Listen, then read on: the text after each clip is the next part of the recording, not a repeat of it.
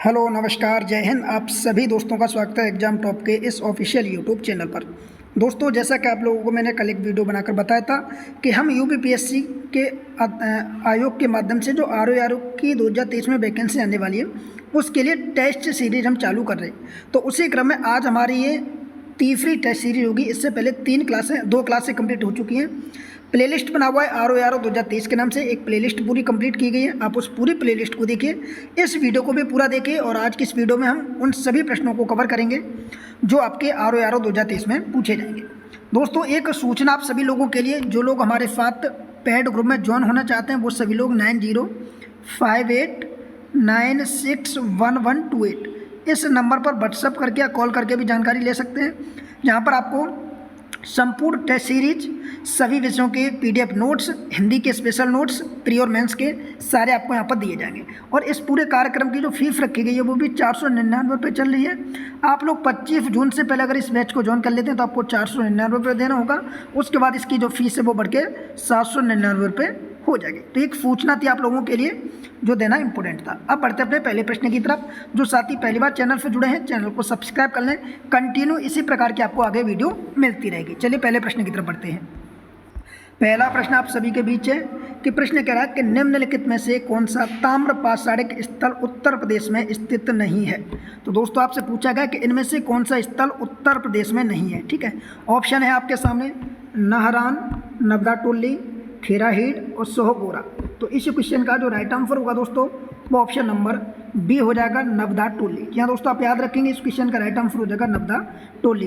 तो अब आपसे पूछ सकता है कि नवदा टोली कहाँ पर पड़ता है। तो दोस्तों आप याद रखेंगे नवदा टोली आपका मध्य प्रदेश में चलता है, अर्थात एमपी में ये पड़ता है। तो ऑप्शन नंबर बी इसका राइट आंसर हो जाएगा। शेष तीनों के तीनों स्थल आपके ये उत्तर प्रदेश में पड़ते हैं। याद रखेंगे नाहरान उत्तर प्रदेश में पड़ता है। उसके बाद दूसरा जो आपका दिया है खेराडीह, ये भी आपको उत्तर प्रदेश में, और सोहगोरा ये भी आपके उत्तर प्रदेश से पाषाणकालीन स्थल है। तो ऑप्शन नंबर बी हो जाएगा। इसी क्रम में दूसरा प्रश्न है कि भारत में सर्वप्रथम कृषि का प्रारंभ किस काल में हुआ। तो दोस्तों याद रखेंगे भारत में जो कृषि का कार्य प्रारंभ हुआ था वो नवपाषाण काल में हुआ था। तो ऑप्शन नंबर क्या हो जाएगा, बी इसका राइट आंसर हो जाएगा कि कृषि का जो काल है वो आपका कौन सा हो जाएगा, नवपाषाण काल। ठीक है, अब देखिए कृषि के साथ साथ एक और इसमें सुधार हुआ था, वो हुआ था पहिए का आविष्कार। ठीक है, पहिए का आविष्कार कब हुआ तो आप याद रखेंगे पहिए का भी आविष्कार नवपाषाण काल में हुआ था। एक आपसे पूछा जाता है आग का आविष्कार, तो फटाफट कमेंट करके बताएंगे सभी साथी आग का आविष्कार किस काल में हुआ था। ठीक है, कमेंट कीजिए, फटाफट बताइए कौन से काल में आग का आविष्कार हुआ था। आइए बढ़ते हैं तीसरे प्रश्न की तरफ। यहाँ पर देखिए कह रहा है कि एक तरफ स्थल दिए गए, दूसरी तरफ उत्खननकर्ता दिए गए, इनमें से सुमेलित नहीं है वो आपको बताना है। हड़प्पा की खोज की बात की जाएगी तो हड़प्पा की खोज दोस्तों आपकी दयाराम साहनी ने की थी। तो यहाँ पर राखलदास बनर्जी गलत हो जाएगा। ठीक है, इसकी जो खोज की गई थी वो दयाराम साहनी के द्वारा की गई थी, दयाराम साहनी। ठीक है, दयाराम साहनी के द्वारा। और ये खोज कब की गई थी तो इसकी आप डेट याद रखेंगे। ये जो खोज की गई थी आपकी 1921 में की गई थी दयाराम साहनी के द्वारा। और देखिए राखलदास जी के द्वारा जो खोज की गई थी वो किसकी की गई थी तो आप याद रखेंगे यहाँ पर मोहनजोदड़ो की खोज की गई थी। किसकी तो आप याद रखेंगे मोहनजोदड़ो। ठीक है, जोदड़ो की खोज की गई थी। उसके बाद आपके ये तीनों के तीनों आपके क्या हो जाएंगे, दोनों सुमेलित हो जाएंगे। अब यहाँ पर हम बात करेंगे देखिए कि इनमें से जो लोथल है, लोथल की खोज किसके द्वारा की गई थी। तो दोस्तों याद रखेंगे लोथल की जो खोज की गई थी ये भी गलत है, सुमेलित। ठीक है, एक तो पहला गलत सुमेलित है, यहाँ पर ये नहीं होगा। ठीक है, यहाँ पर क्या दयाराम साहनी होगा, 1921 में इसकी खोज की गई थी। और ये जो हड़प्पा है आपका रावी नदी के तट पर है। कौन सी नदी, तो ये नदी भी पूछ लेता है, रावी नदी के तट पर है। अब बात करेंगे लोथल की, तो लोथल की खोज किसने की थी तो दोस्तों याद रखें यहाँ पर SR राव के द्वारा इसकी खोज की गई थी। किसके द्वारा, SR राव के द्वारा इसकी खोज की गई थी। ठीक है, तो ये पॉइंट आप याद रखेंगे। तो पहला गलत हो जाएगा यहाँ पर और चौथा गलत हो जाएगा। यहाँ पर पूछा कौन सा सुमेलित नहीं है तो ऑप्शन नंबर यहाँ पर याद रखेंगे दोस्तों डी हो जाएगा इसका। ठीक है, मोस्ट इंपोर्टेंट प्रश्न था, बहुत अच्छी तरीके से हमने इसको समझा। आइए समझते हैं अगले प्रश्न की तरफ। अगला प्रश्न आप सभी के बीच है, देखिए क्या कह रहा प्रश्न। अगला प्रश्न आप सभी के बीच है कि सिंधु घाटी सभ्यता का कौन सा स्थल प्राक हड़प्पा सभ्यता कालीन एवं हड़प्पोत्तर तीनों कालों का प्रतिनिधित्व करता है। यानी इनमें से कौन सा वो स्थल है जो तीनों कालों से जुड़ा हुआ है। कौन कौन से तीन काल हैं तो याद रखेंगे, एक तो आपका हड़प्पा वाला, ठीक है, दूसरा आपका कौन सा, यहाँ देखिए प्राक हड़प्पा वाला, एक हड़प्पा सभ्यता वाला, तीसरा आपका हड़प्पो, तीनों कालों से प्रतिनिधित्व करता है। तो दोस्तों याद रखेंगे इस क्वेश्चन का आंसर हो जाएगा ऑप्शन नंबर सी, मांडा। अब ये मांडा कहाँ पड़ता है? तो दोस्तों आपका ये मांडा वर्तमान में जम्मू कश्मीर में पड़ता है। ठीक है, ये आपसे पूछा जाता है कि मांडा कहाँ पड़ता है, तो ये जम्मू कश्मीर में पड़ता है। और ये सिंधु घाटी सभ्यता के जो 4 स्थल बताए गए थे आपको, ये सबसे उत्तरी स्थल आता है। ठीक है, कौन सा? सबसे उत्तरी स्थल आता है। तो इस प्रकार ऑप्शन नंबर सी इसका राइट आंसर हो जाएगा। इसी क्रम में बढ़ेंगे अगले प्रश्न की तरफ। अगला प्रश्न है कि निम्नलिखित में से कौन सा सही सुमेलित नहीं है, सॉरी यहाँ पर सही सुमेलित है। ठीक है, तो यहाँ पर बताएंगे। देखिए यहाँ पर पूछा गया है कि दैमाबाद जो सिंधु घाटी सभ्यता के हमने आपको 4 नगर बताए थे, ये सबसे पूर्वी नगर होता है, ये उत्तरी नगर होता है, ये पश्चिमी नगर और ये आपका दक्षिणी नगर। तो दक्षिणी नगर की अगर हम बात करें तो यहाँ पर आपका दैमाबाद है। कौन सा? दैमाबाद है। ठीक है, दैमाबाद है ये आपका सबसे दक्षिणी नगर। सबसे पूर्वी नगर आपका आलमगीरपुर है उत्तर प्रदेश में, आलमगीरपुर। सबसे उत्तरी नगर आपका मांडा था, जो भी हमने देखा था जम्मू कश्मीर में। ठीक है, और सबसे पश्चिमी नगर आपका ये दिया सुतकांगडो। ठीक है, अब यहाँ पर पूछा गया कि एक तरफ नदियाँ दी गई, दूसरी तरफ उनसे संबंधित नगर दिए गए। तो देखिए आलमगीरपुर आपका किस नदी के किनारे बसा हुआ, ये आपसे पूछा गया है। तो दोस्त याद रखेंगे, देखिए आलमगीरपुर आपका हिंडन नदी के किनारे है। किसके? हिंडन नदी के किनारे। तो यहाँ पर ये यमुना गलत हो जाएगा, यहाँ पर हिंडन नदी हो जाएगी। ठीक है, कौन सी? तो आप याद रखेंगे हिंडन नदी के किनारे दिया गया आलमगीरपुर। ठीक है, वैसे तो गोदावरी के किनारे दैमाबाद आप अगर ऑप्शन में दिया तो कर सकते हैं, अन्यथा इसका जो इसमें सुमेलित पूछा है। ठीक है, तो देखिए जो दैमाबाद है ये आपका प्रवरा नदी के किनारे है। कौन सी? प्रवरा नदी, प्रवरा। ठीक है, प्रवरा नदी के किनारे है और ये गोदावरी की सहायक नदी है। मांडा की बात की जाएगी तो मांडा दोस्तों आपका सिंधु नदी के किनारे तो नहीं दिया गया। मांडा आपका किस नदी के किनारे है? तो याद रखेंगे चेनाब नदी के किनारे है। ठीक है दोस्तों, चेनाब नदी के किनारे है। अब आपसे क्या पूछा था, कौन सा सुमेलित है? तो ऑप्शन जो आपका सी दिया गया है, ऑप्शन ये आपका बिल्कुल सुमेलित है। ठीक है, कि सुतकांगडोर आपका दास्क नदी के किनारे सबसे पश्चिमी नगर हो जाएगा सिंधु घाटी सभ्यता का। तो ऑप्शन नंबर क्या हो जाएगा? सी इसका राइट आंसर हो जाएगा। मोस्ट इंपोर्टेंट क्वेश्चन था, यहाँ से बहुत सारे प्रश्न बन सकते हैं, आप इन सारी डिटेल को अच्छे से कवर करें। अगला प्रश्न है कि हड़प्पा सभ्यता का प्रमुख स्थल सारतुलई वर्तमान में किस प्रदेश में स्थित है? तो दोस्त याद रखेंगे, यहाँ पर आपसे पूछा गया है कि ये जो नगर है सारतुलई, ये वर्तमान में कौन से प्रदेश में पड़ता है? तो दोस्तों इस क्वेश्चन का जो राइट आंसर होगा छठे क्वेश्चन का, वो आपको बताना है। ठीक है, तो याद रखेंगे इस क्वेश्चन का आंसर हो जाएगा ऑप्शन नंबर बी, अफगानिस्तान। जी हाँ दोस्तों, ऑप्शन नंबर बी इसका राइट आंसर हो जाएगा। इसी क्रम में अगला प्रश्न है कि निम्नलिखित में से किस पशु का चित्र हड़प्पा सभ्यता के मोहरों पर नहीं पाया जाता? यहाँ पर एक शब्द दिया गया, नहीं पाया जाता। ठीक है, जहाँ भी नए शब्द मिले आप उसको अच्छे से कवर करें। तो याद रखें दोस्तों, जो 4 ऑप्शन दिए गए हैं इनमें से घोड़े के साथ छाप के सिंधु घाटी सभ्यता के मोहरों पर देखने को नहीं मिलते। बाकी आपके इन तीनों के साथ देखने को मिलते हैं, बैल के भी, हिरन के भी और गैड़ा के भी। तो ऑप्शन नंबर सी इसका राइट आंसर हो जाएगा। आइए बढ़ते हैं अगले प्रश्न की तरफ। अगला प्रश्न आपके बीच, अगला प्रश्न कह रहा है कि हड़प्पा सभ्यता के संबंध में कौन सा कथन असत्य है, यानी गलत कथन आपको टिक करके बताना है कि कौन सा कथन गलत है। तो पहला ऑप्शन है कि हड़प्पा सभ्यता की लिपि भावचित्रात्मक थी जिसे अभी तक पढ़ा नहीं जा सका है। तो 8वें प्रश्न में ये बिल्कुल सही है, ये तो वाक्य आपका सही हो जाएगा। दूसरा है कि हड़प्पा सभ्यता का समाज मात्र सत्तात्मक प्रकृति का था, तो ये भी आपका बिल्कुल सही हो जाएगा। तीसरा है कि हड़प्पा सभ्यता के धार्मिक रीति रिवाजों में समानता विद्यमान थी, तो ये दोस्तों आपका गलत हो जाएगा। ठीक है, ये गलत हो जाएगा। ठीक है, अगला आपका हड़प्पा वासी पुनर्जन्म में विश्वास करते थे, तो ये भी आपका सही हो जाएगा। तो इस प्रकार ऑप्शन नंबर सी इसका राइट आंसर हो जाएगा। ठीक है, ऑप्शन नंबर सी। इसी क्रम में बढ़ेंगे अगले प्रश्न की तरफ। अगला प्रश्न आप सभी के बीच है नमा कि सिंधु घाटी सभ्यता के पतन के संबंध में कौन सा एक प्रचलित मत है, यानी सिंधु घाटी सभ्यता का पतन किस प्रकार से हुआ था? तो दोस्तों ऑप्शन ये दिया गया कि बाढ़ और भूकंप जैसी प्राकृतिक आपदाएं, दूसरा एक नदी मार्ग परिवर्तन, ऑप्शन सी एक आर्यों का आक्रमण और ऑप्शन डी एक उपयुक्त सभी। तो दोस्त याद रखेंगे इन सभी कारणों से सिंधु घाटी सभ्यता का पतन हुआ था, तो ऑप्शन नंबर डी इसका राइट आंसर हो जाएगा। इसी क्रम में बढ़ेंगे दोस्तों अगले प्रश्न की तरफ। 10वां प्रश्न आप सभी के बीच है। देखिए प्रश्न कह रहा है कि प्राचीन आर्यों के निवास स्थल सप्त सिंधु के क्षेत्र विस्तार में कौन सी नदी शामिल नहीं है, यानी यहाँ पर आपसे पूछा गया कि सप्त सिंधु के क्षेत्र में कौन कौन सी नदी नहीं आती। सप्त सिंधु का अर्थ यहाँ पर हम समझें तो 7 नदियों के संगम से हो जाएगा। ठीक है, 7 नदियों का संगम। तो इसके अंतर्गत वो 7 नदी कौन कौन सी आती थी, उनमें से कौन सी नदी इसके अंतर्गत नहीं आती, ये आपसे पूछा गया है।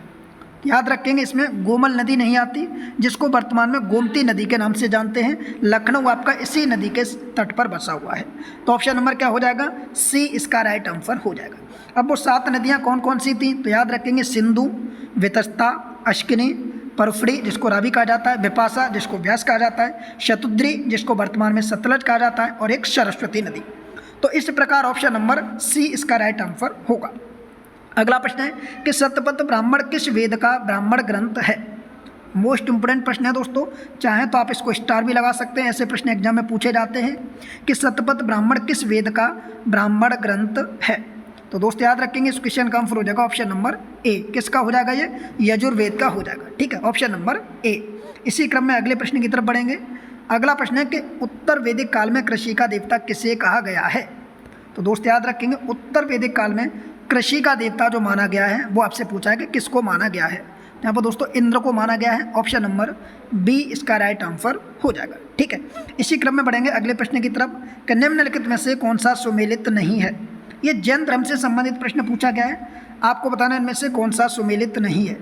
देखिए सबसे पहले बात करेंगे नेमी, यहाँ पर पूछा कौन सा सुमेलित है। दोस्तों यहाँ पर सुमेलित है पूछा है। ठीक है, नेमिनाथ की बात की जाएगी तो नेमिनाथ का जो अश्व नहीं था, नेमिनाथ का क्या था। तो दोस्तों आप याद रखेंगे इनका शंख था। क्या था? इनका शंख था। ठीक है, तो ऑप्शन ए गलत हो जाएगा। दूसरा अजितनाथ, अजितनाथ की बात की जाए तो अजितनाथ का कलश नहीं था, अजितनाथ का दोस्तों आपका हाथी था। क्या था? तो आप याद रखें दोस्तों इनका हाथी था। ठीक है, प्रतीक पूछा गया है। पार्श्वनाथ की बात की जाएगी तो पार्श्वनाथ का दोस्तों आपका सर्प था, तो ये आपका सुमेलित है, ये आपका सही है। मल्लनाथ की बात की जाएगी तो मल्लनाथ का दोस्तों आपका कलश था। क्या था?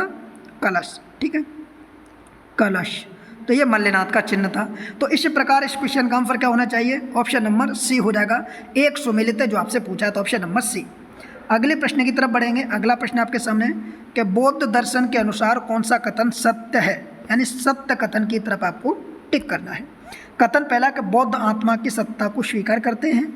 ऑप्शन बी है कि बौद्ध पुनर्जन्म के सिद्धांत को नहीं मानते हैं। तो इस प्रकार दोस्तों आप याद रखेंगे इनमें से कौन कौन से कथन सही हैं। तो दोस्तों यहाँ पर आपसे कथन सही पूछा है तो दोनों ही कथन आपके क्या हो जाएंगे? गलत हो जाएंगे। अब क्यों गलत हो जाएंगे? तो पहला कथन आप पढ़ेंगे कि बौद्ध आत्मा की सत्ता को स्वीकार करते हैं। तो आप याद रखें दोस्तों बौद्ध आत्मा की सत्ता को अस्वीकार करते हैं। यहाँ पर स्वीकार की जगह अस्वीकार होना चाहिए था। ठीक है, तो इस प्रकार ये गलत हो जाएगा। दूसरा कह रहा है कि बौद्ध पुनर्जन्म के सिद्धांत को नहीं मानते। तो दोस्तों बौद्ध धर्म में पुनर्जन्म के सिद्धांत को माना गया है और कर्म के सिद्धांत को माना गया। तो ऑप्शन नंबर डी हो जाएगा। दोनों ही कथन आपके गलत हैं। तो आइए बढ़ते हैं अगले प्रश्न की तरफ। अगला प्रश्न आपके सामने, अगला प्रश्न है कि निम्न में से कौन सा सुमेलित नहीं है। बताइए फटाफट इनमें से कौन सा सुमेलित नहीं है। तो दोस्त याद रखेंगे इस क्वेश्चन का राइट आंसर हो जाएगा ऑप्शन नंबर डी। ये आपके महाजनपद काल से प्रश्न पूछा गया है। ठीक है, एक तरफ देखिए महाजनपद दिए गए, उनकी दूसरी तरफ उनसे संबंधित राजधानियां वगैरह दी गई। तो ऑप्शन नंबर डी हो जाएगा, ये सुमेलित नहीं है। अंग की राजधानी क्या हो जाएगी? तो याद रखेंगे अंग की चंपा हो जाती है। ठीक है, जिन लोगों ने महाजनपद को पढ़ा होगा उन्हें पता अंग की राजधानी क्या है, तो अंग की राजधानी चंपा हो जाएगी। तो ये गलत हो जाएगा। ठीक है, मगध की राजधानी थी राजगृह, किसकी? तो ये तो मगध की राजधानी थी। ठीक है, ये आपसे पूछ सकता है कि राजधानी किसकी थी, तो ये मगध साम्राज्य की राजधानी थी। अगला क्वेश्चन है सर्वप्रथम पाटलिपुत्र को राजधानी के रूप में किसने स्थापित किया था।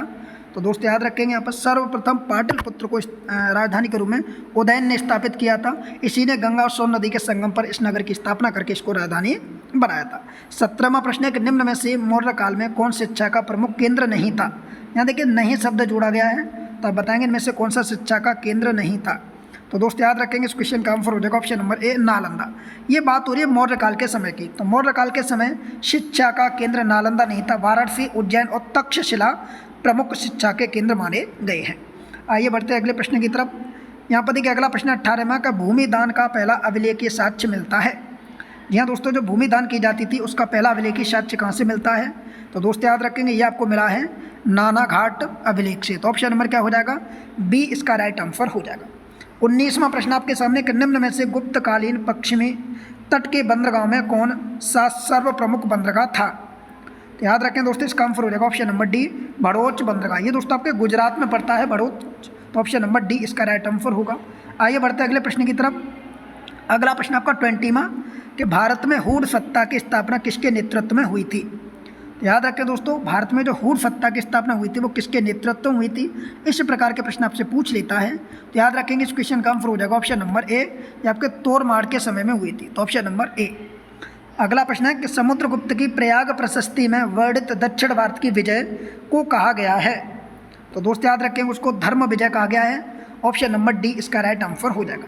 ये सारे के सारे प्रश्न आपके इंपॉर्टेंट हैं। इसका पीडीएफ आप हमारे टेलीग्राम ग्रुप से डाउनलोड कर लेना, जहाँ पर आपको व्याख्या सहित इसका पीडीएफ दिया जाएगा। ठीक है, सभी साथी एक बार जाएंगे डिस्क्रिप्शन में और टेलीग्राम ग्रुप को ज्वाइन कर लेंगे, जहाँ पर आपको इसका पीडीएफ मिल जाएगा। आगे बढ़ेंगे अगले क्वेश्चन की तरफ कि किस शासक को ग्रीक लेखकों ने अग्रमीज एवं जेंद्रमीज के नाम से पुकारा है।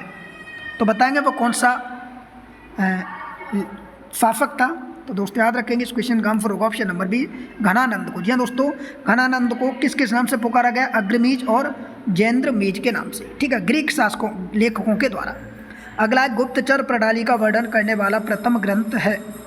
तो याद रखें दोस्तों इस क्वेश्चन का आंसर होगा ऑप्शन नंबर बी गुप्तचर प्रणाली का जो वर्णन देखने को मिलता है वो कौटिल्य के अर्थशास्त्र से देखने को मिलता है, तो ऑप्शन नंबर बी हो जाएगा। आइए बढ़ते हैं अगले प्रश्न की तरफ। अगला प्रश्न आप सभी के बीच है। अगला प्रश्न है कि किसके सिक्कों पर शंकरषण एवं वासुदेव दोनों अंकित हैं। तो बताएंगे दोस्तों शंकरषण और वासुदेव दोनों अंकित हैं। तो याद रखेंगे इस क्वेश्चन का जो राइट आंसर बनेगा 24 का वो ऑप्शन नंबर बी हो जाएगा। किसके सिक्कों की बात हो रही है यहाँ पर, हुविस्क के, तो ऑप्शन नंबर बी। अगला प्रश्न 25 के निम्न में से मंदसौर प्रशस्ति की रचना किसने की, या जो मंदसौर अभिलेख है उसकी रचना किसके द्वारा की गई थी। तो याद रखेंगे ये वत्स भट्टी हो जाएगा यहाँ पर आंसर ऑप्शन नंबर सी। इसी क्रम में अगला क्वेश्चन आप सभी के बीच है। इनमें से कौन सुमेलित नहीं है, ये आपको पूछा गया है। तो बताएंगे इनमें से कौन सुमेलित नहीं है। तो दोस्तों पर इन सबको एक बार आप पढ़ेंगे अच्छे से, समझेंगे कि इनमें से कौन सुमेलित नहीं है। देखिए प्रियदर्शिका की बात की जाएगी तो प्रियदर्शिका आपकी हर्ष से संबंधित है, हर्ष चरित्र बाणभट्ट से संबंधित है, सूर्य शतक मयूर से संबंधित है और मयूर शतक ये आपका गलत हो जाएगा। तो मयूर शतक आपका गलत हो जाएगा। ठीक है, अब यहाँ पर प्रश्न बनेगा कि मयूर शतक का संबंध फिर किससे है। ठीक है, बताइए मयूर शतक का संबंध किससे है। तो ये आपका संबंध सूर्य शतक से होगा, यहाँ पर ये गलत दे दिया है। ठीक है, तो ये गलत हो जाएगा। ठीक है, जयसेन की बात की जाएगी तो जयसेन जो विद्वान थे ये किसके राजा मतलब किससे संबंधित थे। तो ये दोस्तों हरदत्त नाम का एक व्यक्ति था, उसके समकालीन थे, तो ऑप्शन नंबर डी होगा। आइए बढ़ते हैं, अगला प्रश्न है कि निम्न में से अशोक ने किस गुफा का निर्माण बिहार के बराबर पहाड़ी में करवाया नहीं था। ठीक है, यानी ये कह रहा है कि अशोक ने किस गुफा का निर्माण नहीं करवाया था, नहीं शब्द आया है। तो यहाँ पर 3 गुफाओं का निर्माण कराया होगा, एक गुफा ऐसी होगी जिसका निर्माण नहीं कराया, वो आपसे पूछी गई है। आंसर हो जाएगा ऑप्शन नंबर बी लोमरसी गुफा। जी हाँ दोस्तों, इस गुफा का निर्माण अशोक के द्वारा नहीं कराया गया, सुदामा गुफा का कराया गया, कड़ चौपाल का कराया गया, विश्व झोंपड़ी का कराया गया था अशोक के द्वारा, परंतु लोमरसी गुफा का निर्माण अशोक ने नहीं कराया। तो फिर लोमरसी गुफा का निर्माण किसने कराया, ये भी तो प्रश्न आपसे पूछ सकता है। ठीक है, तो इसका जो कराया था वो राजा दशरथ के पुत्र हुआ करते थे। ये जिक्र कहा गया कि अशोक पुत्र राजा दशरथ नागार्जुनी ने लोमरसी गुफा का निर्माण करवाया था। तो ऑप्शन नंबर क्या हो जाएगा इसका, ऑप्शन नंबर बी कि लोमरसी गुफा का निर्माण अशोक ने नहीं करवाया। 28 के मौर्यकालीन करों में कौन सा एक प्रकार का धार्मिक कर था, यानी धार्मिक कर आपसे पूछा गया है। ऑप्शन आपके सामने है, बल जो दिया जाता है ये धार्मिक कर है, तो ऑप्शन नंबर क्या हो जाएगा, बी हो जाएगा। बल एक प्रकार का धार्मिक कर है। वही प्रश्न आपसे पूछ सकता है रज्जु क्या है। तो दोस्त याद रखेंगे रज्जु भूमि की माप के समय लिया जाने वाला कर था ये। ठीक है, और विविध तो क्या है, तो ये दोस्त आपका चारागाह पर लगने वाला एक कर था। वही अगर आपसे पूछा जाता है कि हरिंड क्या है, तो ये दोस्तों यह एक नगद कर था जो अनाज के रूप में लिया जाता था। तो इसी प्रकार 4 प्रकार के कर थे, बलि, रज्जु, विविध और हरिंड। इन चारों को चाहे तो आप नोट कर सकते हैं किसका संबंध किससे है। आइए 29 में प्रश्न की तरफ बढ़ते हैं। निम्नलिखित में से किस शासकों ने प्रांतों में द्वैध शासन प्रणाली का प्रचलन किया था। तो दोस्तों याद रखेंगे प्रांतों में द्वैध शासन प्रणाली का प्रचलन किसने किया था, तो वो थे आपके कुषाण। तो ऑप्शन नंबर क्या हो जाएगा, बी इसका राइट आंसर हो जाएगा, कुषाणों ने किया था। वहीं शतमान सिक्के किस धातु के डाले जाते थे। 30वां प्रश्न है कि शतमान सिक्के किस धातु के डाले जाते थे। तो आंसर हो जाएगा ऑप्शन नंबर बी चांदी के डाले जाते थे। तो ऑप्शन नंबर बी इसका राइट आंसर हो जाएगा। आइए बढ़ते हैं अगले क्वेश्चन की तरफ कि निम्न में से किस शासक ने नालंदा विश्वविद्यालय की स्थापना करवाई थी। तो दोस्त याद रखेंगे नालंदा विश्वविद्यालय की स्थापना कराने का श्रेय जो जाता है वो महेंद्रादित्य को जाता है। इसी महेंद्रादित्य का एक दूसरा नाम आपको कुमारगुप्त देखने को मिलता है। ठीक है, क्या देखने को मिलता है, कुमारगुप्त। तो कुमारगुप्त की उपाधि है महेंद्रादित्य। ठीक है, उपाधि क्या है, महेंद्रादित्य। तो ऑप्शन नंबर सी हो जाएगा इसका आंसर। ठीक है, आइए बढ़ते हैं अगले प्रश्न की तरफ। अगला के निम्न में से कौन सा स्मारक पल्लव काल से संबंधित नहीं है। यहाँ नहीं शब्द दिया गया, पल्लवों राजाओं से संबंधित नहीं है। तो दोस्तों याद रखेंगे ऑप्शन नंबर डी हो जाएगा लिंगराज मंदिर। ऑप्शन नंबर डी इसका राइट आंसर हो जाएगा लिंगराज मंदिर। ठीक है, आइए बढ़ते हैं अगले क्वेश्चन की तरफ। अगला प्रश्न आप सभी के बीच देखिए क्या कह रहा है। ये सारे के सारे प्रश्न वो प्रश्न हैं जो एग्जाम के पॉइंट ऑफ व्यू से मोस्ट इंपोर्टेंट हैं। बताइए, निम्नलिखित शासकों में से किसने वातापी कोंड उपाधि धारण की थी? याद रखें दोस्तों, यहाँ पर 33 में क्वेश्चन दिया गया है कि ये जो उपाधि धारण की थी किस शासक के द्वारा धारण की गई थी। तो आंसर हो जाएगा option number B, Narasimha Varman प्रथम के द्वारा धारण की गई थी। उपाधि का नाम आप याद रखेंगे, वातापी कोंड उपाधि किसने धारण की? नरसिंह वर्मन प्रथम ने। 33 में क्वेश्चन कंप्लीट होता है। 34 की तरफ बढ़ेंगे। पल्लव वंश का अंतिम शासक कौन था? याद रखें दोस्तों, पल्लव वंश का जो अंतिम शासक था उसका नाम था अपराजित। तो ऑप्शन नंबर क्या हो जाएगा? ए हो जाएगा अपराजित। ये पल्लव वंश का अंतिम राजा था। इसी क्रम में अगला प्रश्न है 35 में कि हिंदू, जैन एवं बौद्ध तीनों ही धर्म का प्रतिनिधित्व करने वाली गुफा है। यानी एक ऐसी गुफा जहाँ पर तीनों ही धर्म से संबंधित साक्ष्य आपको देखने को मिलते हैं।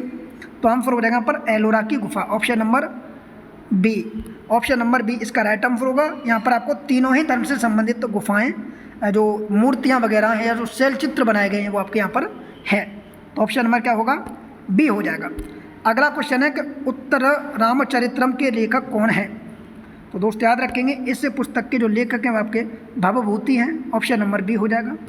अगला क्वेश्चन आपके सामने है कि मोहम्मद गौरी गजनी जाते हुए किसके द्वारा मारा गया था? याद रखेंगे दोस्तों, मोहम्मद गौरी जब वापस हो रहा था भारत से अपने विजित जीते हुए क्षेत्रों को गौरी को सौंपकर जब ये यहाँ से वापस जा रहा था तो रास्ते में इसकी मृत्यु हो जाती है। तो उस मृत्यु को किसने कराया था? तो वो खोखरों के विरुद्ध या खोखरों के द्वारा इसकी मृत्यु की गई थी। तो ऑप्शन नंबर डी हो जाएगा। मृत्यु के उपरांत कुतुबुद्दीन ऐबक को दफनाया गया था। तो दोस्तों यहाँ पर कुतुबुद्दीन ऐबक की मृत्यु चौगान खेलते समय हुई थी और इसको लाहौर में दफनाया गया था। तो ऑप्शन नंबर क्या हो जाएगा? बी हो जाएगा। आगे बढ़ेंगे अगले क्वेश्चन की तरफ कि बलबन का जन्म तुर्कों के किस संप्रदाय में हुआ था?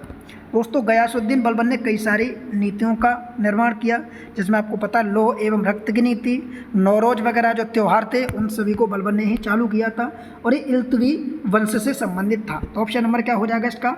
ऑप्शन नंबर ए हो जाएगा इल्तुवी वंश। अगला है कि निम्न में से दिल्ली का प्रथम शासक कौन था जिसने दक्कन को भेदा था? दोस्तों याद रखेंगे दक्कन को भेदने वाला दिल्ली का पहला शासक अलाउद्दीन खिलजी था।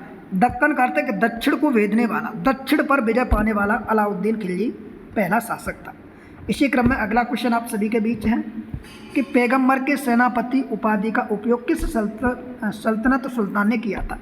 कितना ज़बरदस्त प्रश्न है कि पैगंबर के सेनापति उपाधि का उपयोग किस सल्तनत सुल्तान ने किया? तो दोस्तों याद रखेंगे ये किया था आपका खुसरो शाह ने। तो ऑप्शन नंबर क्या हो जाएगा? बी इसका राइट आंसर हो जाएगा। अगला प्रश्न है कि मसाहत निम्न में से संबंधित है। तो ये मसाहत पूछा, ये क्या होता है भाई, इसका संबंध क्या है? तो दोस्तों याद रखेंगे मसाहत भूमि है। क्या है ये? भूमि की पैमाइश का एक प्रकार का ये भूमि मापने का एक इकाई है जिसको मसाहत कहा जाता है। तो ऑप्शन नंबर क्या हो जाएगा? ए हो जाएगा। और इसका जो प्रचलन था वो दिल्ली सल्तनत में अलाउद्दीन खिलजी ने प्रारंभ किया था। तो ऑप्शन नंबर ए हो जाएगा। आइए बढ़ते हैं अगले प्रश्न की तरफ। अगला प्रश्न आप सभी के बीच है कि अमीर खुसरो ने अपनी रचना आशिका किसके आदेश पर लिखी थी? तो दोस्तों याद रखेंगे अमीर खुसरो की जो रचना है इसका आपको नाम याद रखना है कि रचना का नाम क्या है। ठीक है, आशिका। और ये किसके आदेश पर लिखी गई थी? तो उस व्यक्ति का नाम भी आपको याद रखना है, खिज्र खां के आदेश पर। तो ऑप्शन नंबर सी हो जाएगा। अगला प्रश्न है राष्ट्रकूट साम्राज्य का संस्थापक कौन था? तो दोस्तों याद रखेंगे राष्ट्रकूट साम्राज्य का संस्थापक दंती दुर्ग था। ऑप्शन नंबर बी इसका राइट आंसर हो जाएगा। इसी क्रम में अगला प्रश्न आप सभी के बीच है कि चोलकालीन प्रशासनिक इकाई जो व्यापारियों के कल्याण की देखरेख करती थी किस नाम से जानी जाती थी? तो साथियों याद रखेंगे इस क्वेश्चन का आंसर हो जाएगा नगरम। ऑप्शन नंबर सी हो जाएगा। ठीक है, याद रखेंगे नगरम उसको कहा जाता था। तो ये किस वंश से संबंधित है नगरम? तो याद रखेंगे चोल साम्राज्य से संबंधित है। चंदेल साम्राज्य का जैजा का भुक्ति नाम किस चंदेल राजा के नाम से उत्पन्न हुआ है? ऑप्शन नंबर ए हो जाएगा जय शक्ति के द्वारा। ठीक है, तो ये जो जय शक्ति नाम है इसी को इस नाम से भी जाना जाता है, जैजाक भुक्ति के नाम से। अगला प्रश्न है कि निम्नलिखित में से किस मुगल सम्राट को उसकी ही मृत्यु के पश्चात अर्श आशियानी कहा गया है? तो बताएंगे वो कौन सा राजा था, कौन सा सम्राट था। उस सम्राट का नाम आपको याद रखना है, अकबर। ऑप्शन नंबर ए इसका राइट आंसर होगा। अब यहाँ पर मोस्ट इंपोर्टेंट प्रश्न आपके सामने है कि इनमें से कौन सुमेलित नहीं है। यहाँ पर आपको बताना है कि बहादुरपुर का युद्ध 14 फरवरी 1658 को हुआ था कि नहीं। अब आपको इनमें से गलत वाला बताना है कि कौन सा सुमेलित नहीं है। तो दोस्तों 48 का जो आंसर होगा ऑप्शन नंबर बी हो जाएगा। सामूगढ़ का जो युद्ध है ये आपका गलत दिया गया है, बाकी आपके तीनों ही सही दिए गए, ठीक है।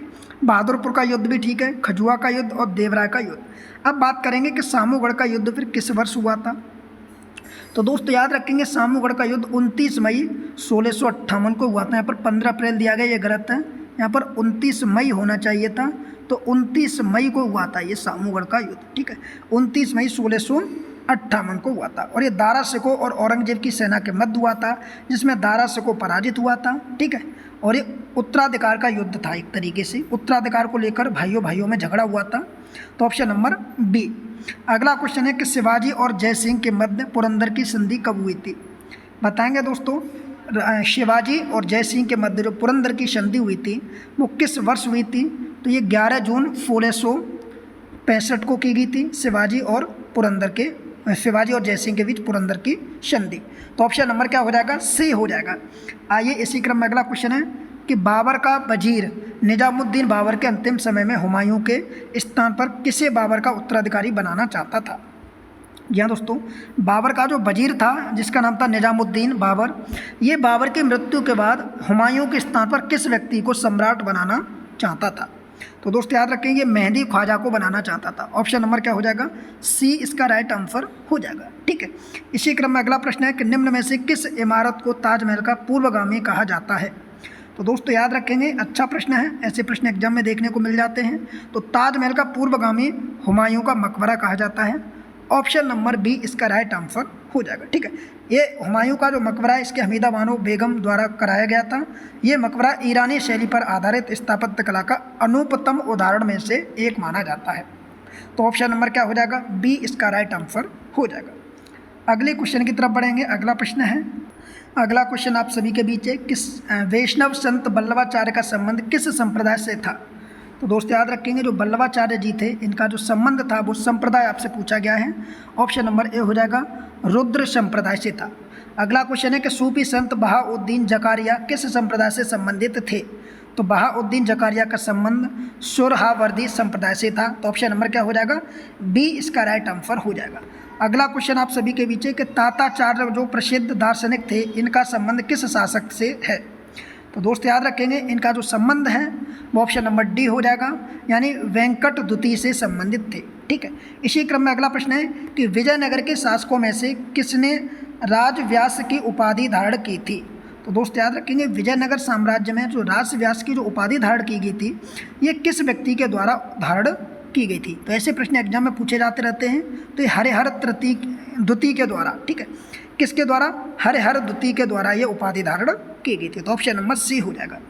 आइए बढ़ते हैं अगले प्रश्न की तरफ। अगला प्रश्न आपके सामने है, कुतुबशाही वंश का प्रसिद्ध बंदरगाह निम्न में से कौन सा था। तो याद रखें दोस्तों कुतुबशाही वंश का प्रसिद्ध बंदरगाह आपका मसूलीपट्टनम था।